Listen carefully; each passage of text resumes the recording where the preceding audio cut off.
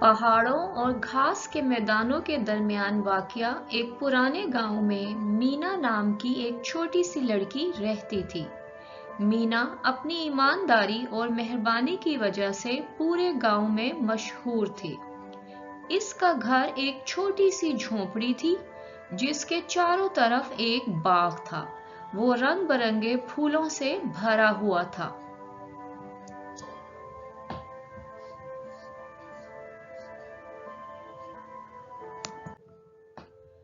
ہر صبح مینا اپنی کھڑکی کے باہر پرندوں کی چہچہانے کی آوازوں سے بیدار ہوتی۔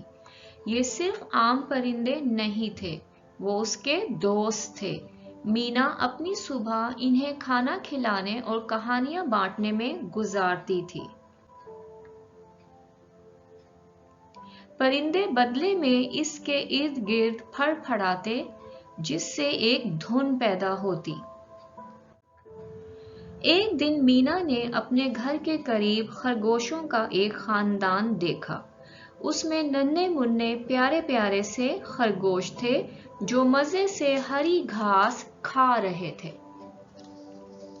مینا ان کے قریب آ کر بیٹھ گئی۔ خرگوشوں نے اسے دیکھا اور سب مسکرائے اور وہ بھی مینا کے دوست بن گئے۔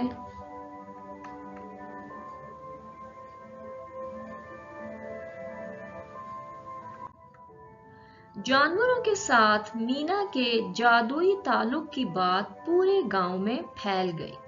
گاؤں والے اس کی ایمانداری اور فطرت کے ساتھ ہم آہنگی کی تعریف کرتے۔ ایک شام ایک زخمی تتلی مینا کی دہلیز پر آئی۔ مینا نے تتلی کے پروں کو بہت آرام سے دیکھا اور کچھ دن تک اس تتلی کا خوب خیال رکھا، اور تھوڑے دنوں کے بعد تتلی پھر سے اڑنے کے قابل ہو گئی۔ جوں جوں موسم بدلتے گئے، مینا کا جانوروں کے ساتھ رشتہ مضبوط ہوتا گیا۔ ان کا گاؤں ہم آہنگی کی آماج گاہ بن گیا، جہاں جانور اور انسان پرامن طور پر ایک ساتھ رہتے تھے۔